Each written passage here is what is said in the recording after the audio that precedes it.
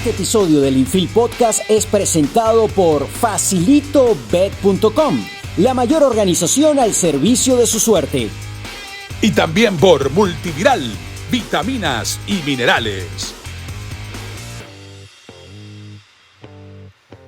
Bienvenidos a esta edición del Infield Podcast. Soy Efraín Sabarce y hoy tendré el gusto de entrevistar a uno de los miembros de la clase 2023 del Salón de la Fama del Béisbol venezolano, Alfonso Saer. Don Alfonso Saer, quien es más que un extraordinario narrador de béisbol. También ha destacado narrando el ciclismo. Es un redactor excepcional, columnista, agudo, y por eso nos referimos a él y lo tenemos presente como un comunicador excepcional, integral. Don Alfonso, bienvenido al Infield y felicitaciones por este merecido ingreso al Salón de la Fama del Béisbol venezolano. Muchas gracias, Efraín, muy amable por tu presentación, por tu palabra, por tu dedicatoria. Y es un placer acompañarte en este espacio, este podcast, el Infield, que realmente tiene una gran presencia y una gran audiencia en todos los medios allegados al béisbol profesional de cualquier parte del mundo. Don Alfonso, ¿cómo se entera de la noticia? ¿Cómo se entera de su ingreso a la inmortalidad del béisbol venezolano? ¿Dónde estaba y a quién le comunica a usted la feliz noticia? El viernes 1 de septiembre estaba yo viendo televisión, viendo precisamente una carrera ciclista, y me llamó Juan José Ávila, el expresidente de la Liga, presidente del Museo, del Salón de la Fama del Béisbol, para informarme que no había salido electo ningún pelotero en la clase 2023. A mí me llamó un poquito la atención que él me llamara para darme esa información. Algo sospeché, pero no creí que estuviera en buena vía mi pensamiento. Entonces me empezó a decir que había sido designado miembro del Salón de la Fama Oscar Prieto Párraga, con un periodista que tenía muchos años en la profesión. Entonces sí comencé a sospechar que se iba a referir a mí, hasta que me dijo Alfonso Saer Bujana, el nuevo miembro del Salón de la Fama del Béisbol. Eso fue al mediodía del 1 de septiembre. ¿Cuál fue su reacción? ¿Qué le vino a la mente en ese momento? Bueno, a pesar de que uno está acostumbrado a hablar mucho y a coordinar oraciones y a decir las cosas con cierta facilidad y propiedad, me quedé un momento callado. Simplemente le dije la palabra más usada en estos momentos, que es muchísimas gracias.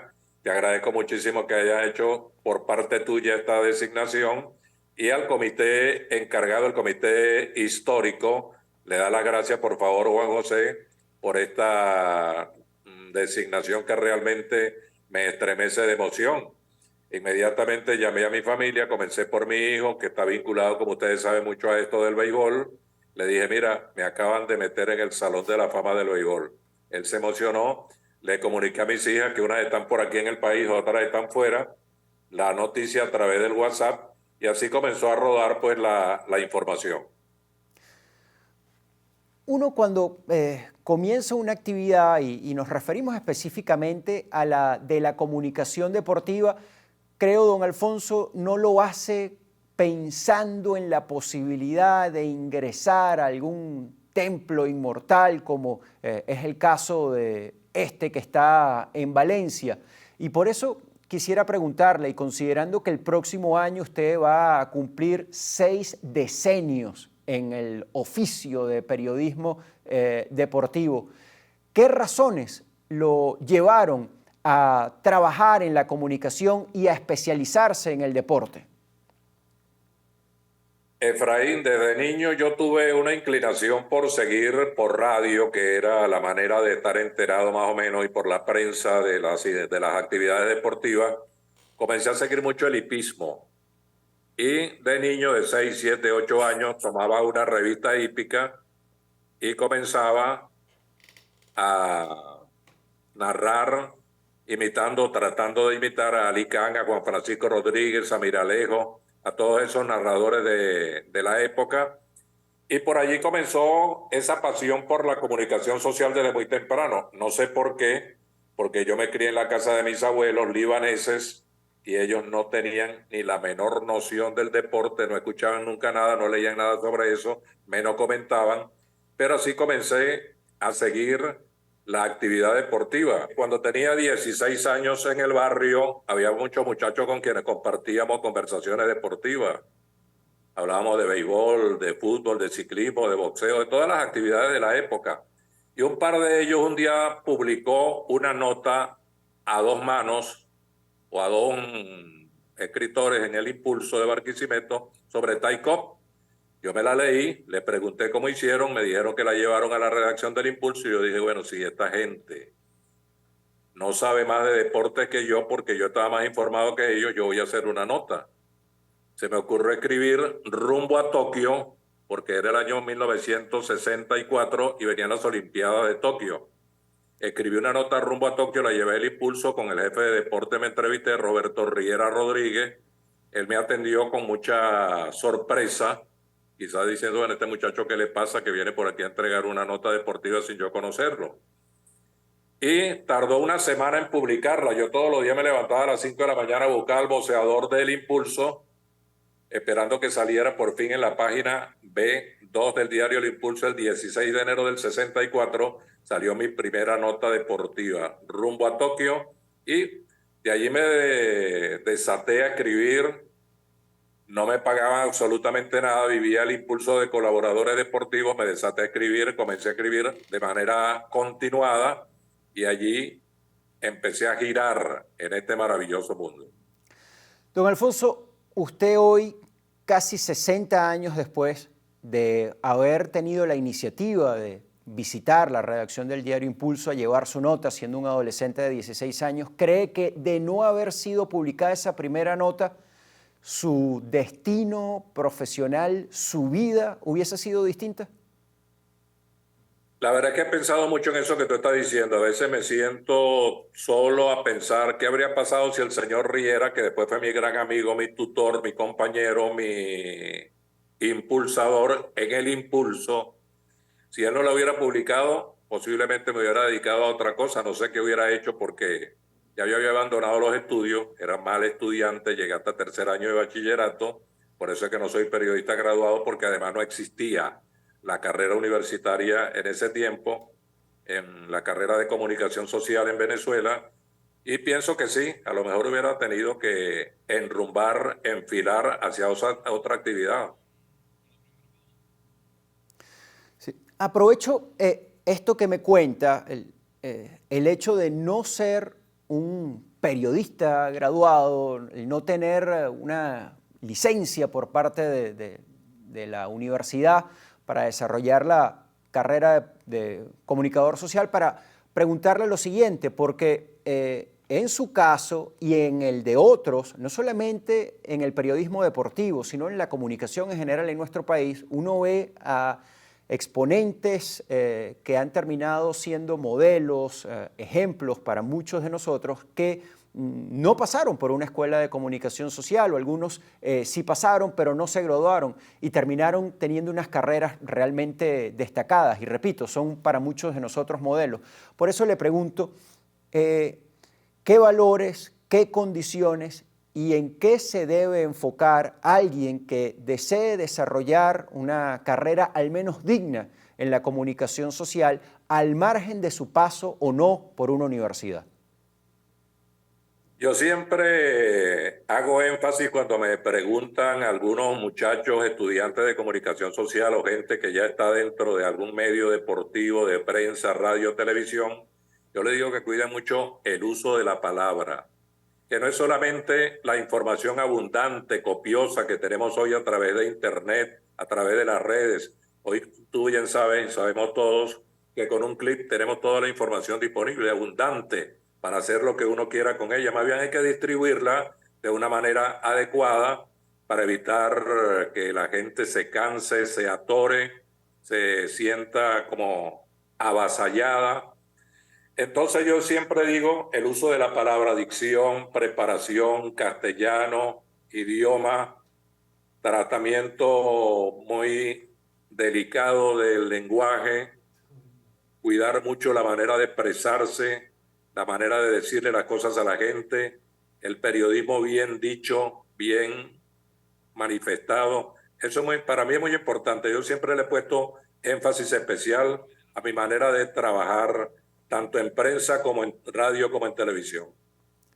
Este es el Infield Podcast, hoy con don Alfonso Saer, miembro de la clase 2023 del Salón de la Fama del Béisbol Venezolano.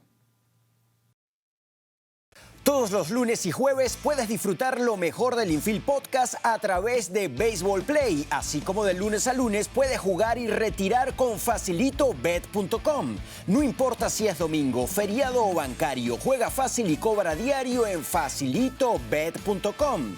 La mayor organización al servicio de su suerte.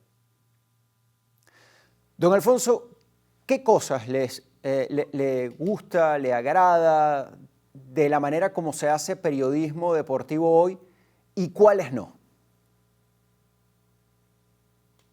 Realmente el periodismo deportivo de hoy en día ha tenido un avance excepcional. Hay una gran inmediatez. Lo que ocurre en este momento dentro de una hora ya es fiambre. Ya todo el mundo lo conoce. Con detalle, la gente pasó algo con un jugador de pelota, con un futbolista, con un ciclista, con un boxeador, con un atleta en general, inmediatamente acude a los medios, a las redes y se entera totalmente de inmediato de todas las cosas. Entonces el periodismo de hoy es muy diferente al de aquella época donde uno tenía que hacer milagros para poder llegar con un sobre a una redacción, tenía que transportarse de manera bastante incómoda y difícil para llevar una información hasta la redacción deportiva o hasta el medio radial del caso. Hoy en día yo admiro mucho la capacidad que tiene la juventud de moverse en este medio con mucha propiedad. Hay grandes periodistas en este momento, periodistas muy distintos a nosotros que nos formamos con otras dificultades. No existían los recursos, el material a la mano para decir y hacer bastantes cosas. Yo creo que hay una gran diferencia entre una y otra época, pero en todo caso, en aquel tiempo había periodistas de fuste, de categoría, de calidad, de buena dimensión, de entrega total y absoluta a la profesión. Y hoy también hay unos muchachos que realmente me impresionan por la facilidad de palabra, los conocimientos que tienen y la preparación con la cual acuden al medio respectivo. Usted creció cuando otros narradores deportivos, y especialmente en el béisbol, tenían nombre, eran escuela, moldeaban estilos. Me refiero específicamente a Deliomado León, a Carlos Tobar Bracho, a Musiula Calaverí, pero uno escucha a Alfonso Saer y si bien está esa voz potente e impactante que tuvieron sobre todo Deliomado y Carlos Tobar Bracho, pues uno ve en Alfonso Saer, uno siente en Alfonso Saer un estilo peculiar, distinto, y entiende que el resto de la afición, de quienes amamos al béisbol, pues lo perciben de esa manera. ¿Cómo se fue moldeando ese estilo peculiar que uno hoy, y ya desde hace tantos años, pues escucha e identifica y sabe que es Alfonso Saer quien está frente al micrófono? En aquellos años 60, cuando yo tenía 14, 15, 16 años, y desde mucho antes, cuando tenía todavía la niñez total en mi casa de infancia, yo escuchaba de Deliomado León particularmente, que era la radio que entraba en Barquisimeto, la poderosa Radio Rumbo. Y yo escuchaba los juegos del Caracas con Deliomado León, me encantaba su voz, su estilo, su sobriedad, su tranquilidad para narrar sin perder nunca la objetividad y la emoción. Y entonces, digamos que fui adquiriendo como una especie de seguimiento a esa persona tan valiosa, tan importante para mí. También escuchaba a Carlos Tobar Bracho, me encantaba de él, no solamente su voz, sino la descripción que tenía. Carlos era un hombre que presentaba por radio como si estuviera por televisión un juego de pelota. Escuchaba la cabalgata deportiva Gillette, donde estaba Bob Canel, una voz impresionante, el narrador estelar de dicha cabalgata. Escuchaba a Felo Ramírez, anunció la caballería. Y yo digo que fui tomando lo que mejor creía de una figura tan encumbrada, tan importante, tan sobresalientes y destacadas, pero al fin y al cabo, con el tiempo, después de comenzar en la profesión, uno va moldeando poco a poco su estilo, siempre recordando, teniendo en la mente, en el cerebro, en la imaginación y la memoria, lo que tomó de cada uno de ellos, que creo que fue lo que mejor hice, tomar ideas, estilos de los grandes para tratar de cumplir el mejor cometido en la profesión. Entre narrar béisbol, narrar ciclismo, escribir crónicas, columnas, ¿hay alguna de estas actividades que disfrute más que otra?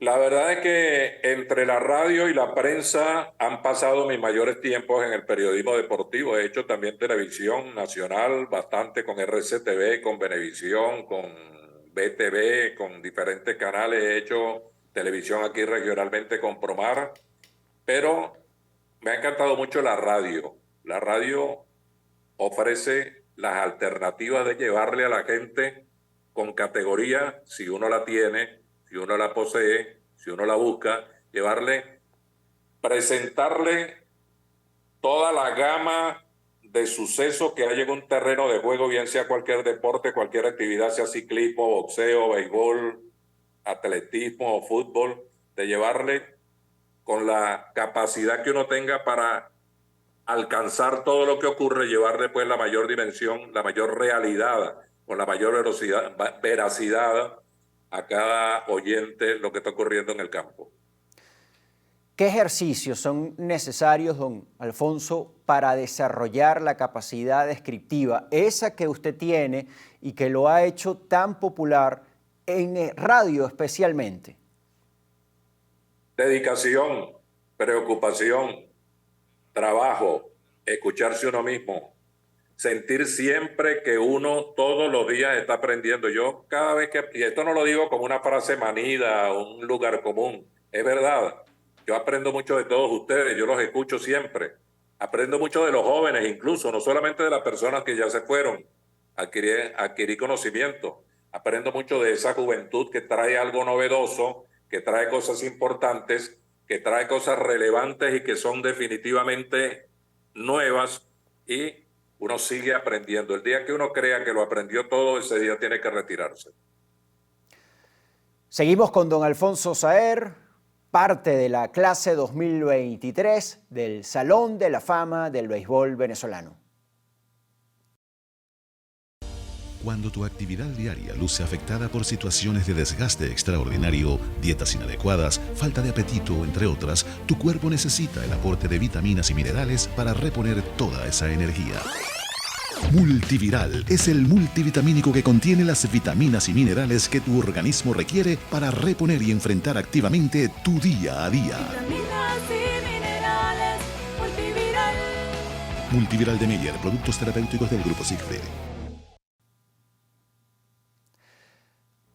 Además de Alfonso Saer, el Salón de la Fama del Béisbol Profesional Venezolano tiene entre sus nuevos miembros a Oscar Prieto Párraga, cuyo padre, Oscar Prieto Ortiz, también es parte de la inmortalidad del béisbol venezolano y también del béisbol del Caribe, y hace ya más de 40 años llevó al circuito radial de los Leones del Caracas a Alfonso Saer, siendo todavía Alfonso Saer muy joven.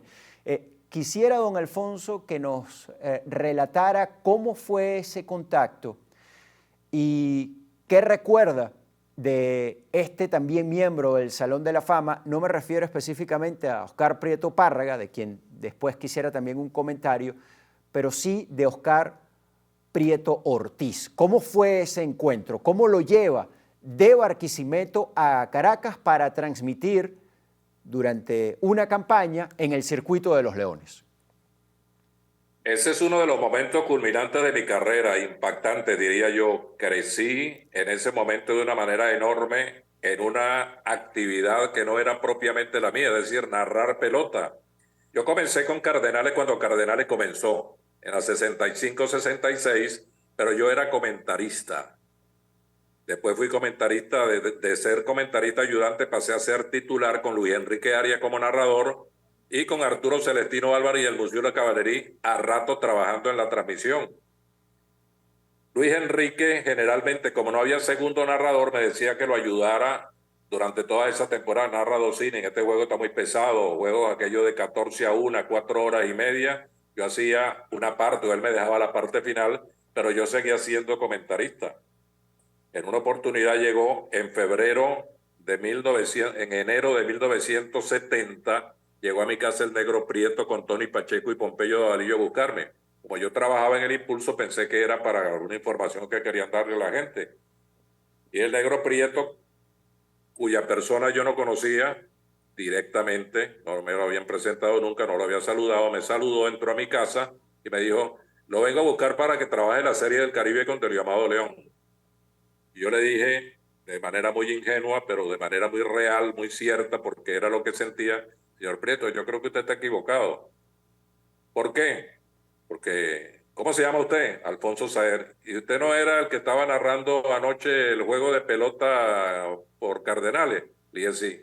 Sí, pero yo no soy narrador. Pero usted estaba narrando anoche, ¿sí? ¿Por qué me dice que no es narrador? Y me soltó una grosería que era una de las características que tenía en su manera de expresarse muy cordial el señor Óscar Negro Prieto Ortiz. Me dijo eso y yo comencé a temblar. Yo no conocía a Delio Amado León personalmente porque en ese tiempo no se viajaba, se hacían versiones, no se viajaba con el equipo. Y me dijo, mire, yo tengo que pedir permiso, yo trabajo en el Impulso y trabajo en el circuito de Cardenales y el circuito va a ser la Serie del Caribe en versión. Pida permiso y yo lo busco esta tarde en el Impulso. Fui a hablar con el director del Impulso, me dijo inmediatamente que sí. Yo estaba por dentro quizás rogando que me dijeran que no, porque yo estaba muy asustado. Y fui a hablar con el director de la emisora que transmitía con Cardenales del Lara y cuando le planteé el asunto me dijo, estás loco, ¿cómo te voy a decir yo que no? Con Radio Rumbo, Circuito del Caracas, Serie del Caribe, vete de una vez. Cuando llegó el Negro Prieto le dije, bueno, sí, señor Prieto, voy a Caracas. Para hacer el cuento corto, me presenté en el Estadio Universitario el día de la apertura. Aquel estadio lleno, nunca había visto tanta gente en un estadio personalmente. Yo temblaba, Delio. El primer día, para suerte mía, decía yo en ese momento, no me puso a narrar. El segundo día me dijo, hay 2 juegos hoy, Alfonso. Tú haces del primero, del cuarto en adelante y yo sigo en el segundo completo y yo hago los 3 primeros del primer partido. Entré en el cuarto y narré 4, 5, 6, 7, 8, 9, 10, 11, 12, 13, 14 y 15. El juego más largo en la historia de la Serie del Caribe. Ya yo no podía con mi alma, a pesar de que estaba muchacho, porque nunca había trabajado tanto. Trabajé más de un juego completo. Entró Delio riéndose en el episodio 15 y me dijo, ¿estás cansado? Y le dije, sí. Bueno, si no se decide, yo sigo. Y en ese inning 15... ganó Ponce a Licey con un hit de Jacinto Hernández, cosas que jamás se pueden olvidar. De ahí, el Negro Prieto me dijo, va a trabajar con Caracas la próxima temporada, te contrato. Me contrató, trabajé 1 año con el Caracas, pero en la 71-72, el Cardenales me buscó para que regresara a Barquisimeto. Ya no seguía Luis Enrique Arias con el equipo para yo ser narrador titular hasta hoy.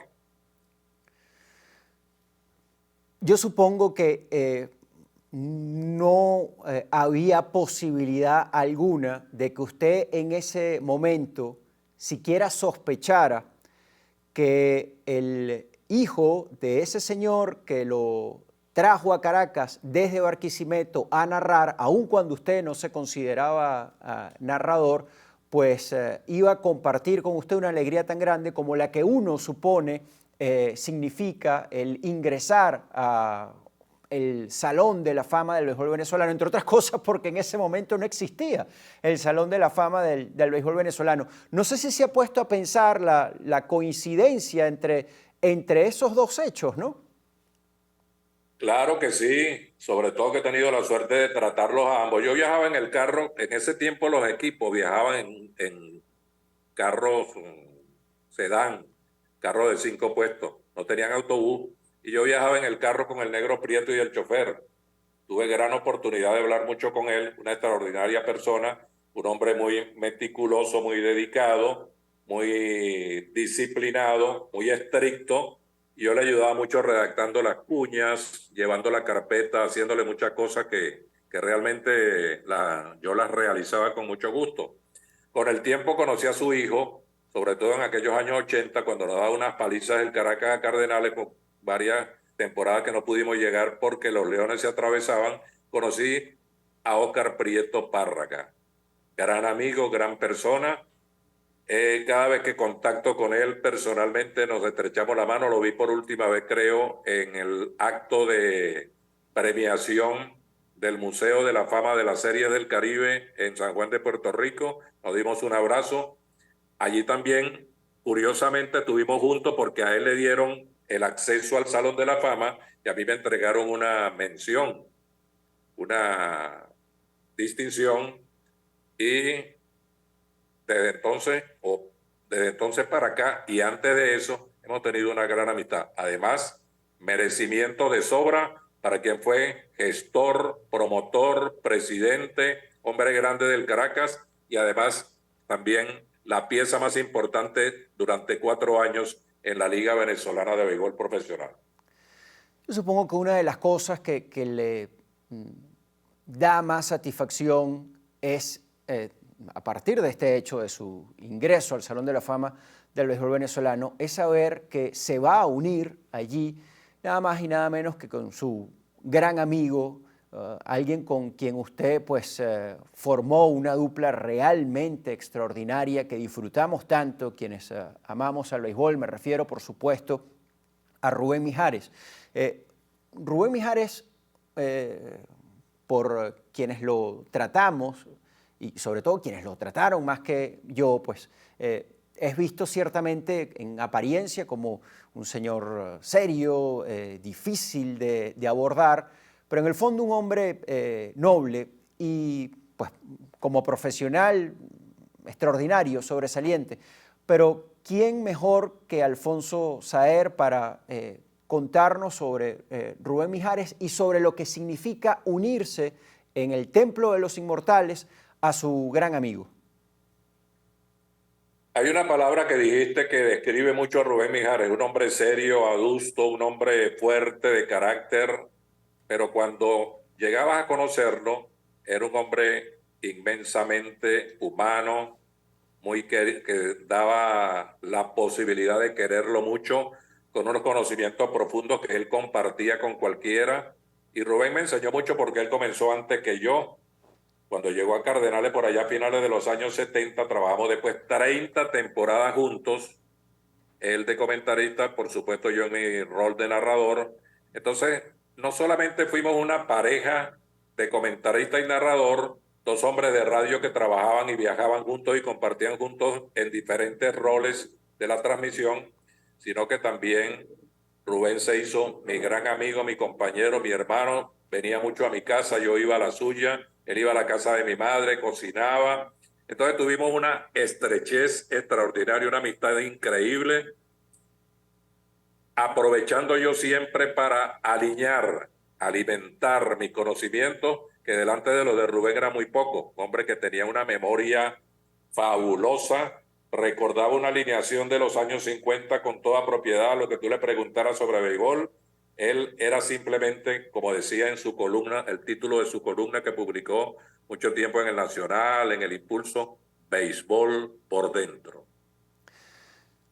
Don Alfonso, ¿cómo pudo concretarse y mantenerse una amistad siendo los dos parte de un mismo circuito radial y teniendo ambos tanta altura, tanto reconocimiento profesional? Lo digo porque, como me dijo hace muchos años un amigo que pertenece también a estas actividades, este también es un negocio de egos. Entonces, y eso pues es parte también del ser humano. Entonces, ¿cómo eso pues no afectó esa amistad de la cual pues tanto fuimos testigos? Había fundamentalmente mucho respeto, mucha admiración mutua, mucho deseo de comunicación y de ayuda. Rubén nunca me corrigió en el aire y yo mucho menos a él. Él siempre, cuando yo me equivocaba, anotaba en un papelito y me decía, me lo ponía adelante y me decía: ese pelotero no se pronuncia así, te equivocaste en esta jugada, corrige. Si era viable corregir, si era el momento de corregir. Entonces, la palabra respeto estaba por encima de esa amistad tan estrecha que teníamos. Yo creo que ese fue el secreto. Con un hombre que yo nunca me molesté porque me corrigiera, sino que más bien le agradecí que lo hiciera. Fíjese, usted al principio de la entrevista pues recordaba a Alfonso Saer Gómez. Para nosotros, Alfonsito, su hijo, quien ya tiene varios años trabajando en la comunicación deportiva de manera destacada. Muchas veces cuando esto ocurre, cuando el hijo de una figura destacada en una actividad determinada, pues emprende pasos, caminos en esa misma actividad y además lleva su mismo nombre, pues se dice, caramba, qué peso debe tener ese muchacho encima. Y no se piensa en el padre, que pues, al fin y al cabo es la figura protectora y que pues guía esos pasos. ¿Cómo se siente usted con la carrera de Alfonso? Y le pregunto, ¿siente usted peso también, vértigo, responsabilidad al verlo trabajar?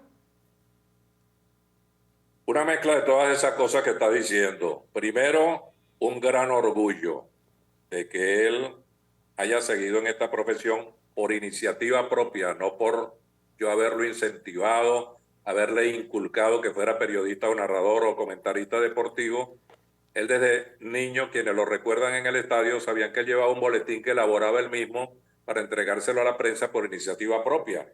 Ya allí comenzó a observarse la dedicación que iba a tener en este trabajo que requiere de tantas virtudes para llegar a hacerlo de una manera triunfal.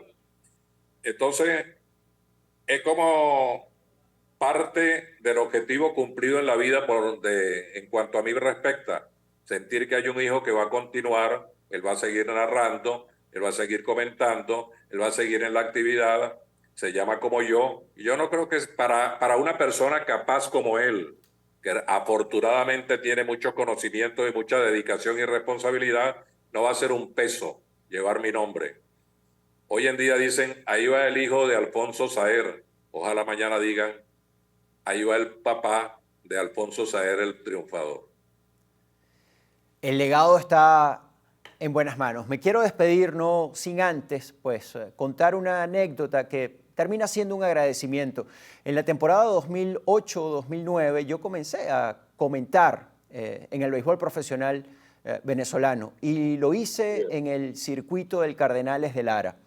Recuerdo que durante la primera semana de aquella campaña yo, preocupado, nervioso y muy intimidado por la figura de Alfonso Saer, decidí acercarme a él y pedirle que me aconsejara, que me regañara incluso, cuando viera que no estaba haciendo las cosas de buena manera, que para mí eso podía ser muy importante.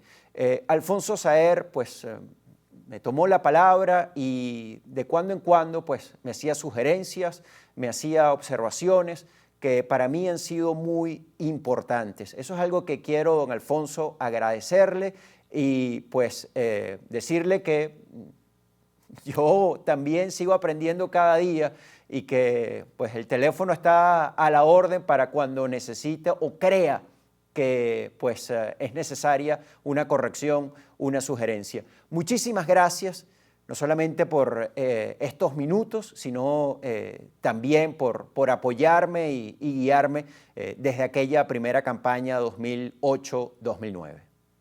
Si tengo un crecimiento, si tengo una cuota importante, o aunque sea pequeña en tu crecimiento como periodista deportivo, me da una gran satisfacción. al igual que a otros muchachos que comienzan, a otros colegas que están despertando en esto, que ya tienen cierto tiempo en la actividad, yo les deseo el mayor de los éxitos. Tú eres un muchacho, digo muchacho por la diferencia de edad que hay entre tú y yo, a quien yo sigo frecuentemente, me encanta escucharte y siento satisfacción cuando veo que tienes tanto conocimiento y sobre todo respeto, responsabilidad, dedicación, sacrificio y abundancia de conocimiento. Un placer siempre ayudar a la gente joven. Bien, con Alfonso Saer, miembro de la clase 2023 del béisbol profesional venezolano, nos despedimos en esta, sin duda, una edición especial del Infield Podcast. Muchas gracias por su atención. Este episodio del Infield fue presentado por FacilitoBet.com, la mayor organización al servicio de su suerte. Y también por Multiviral, vitaminas y minerales.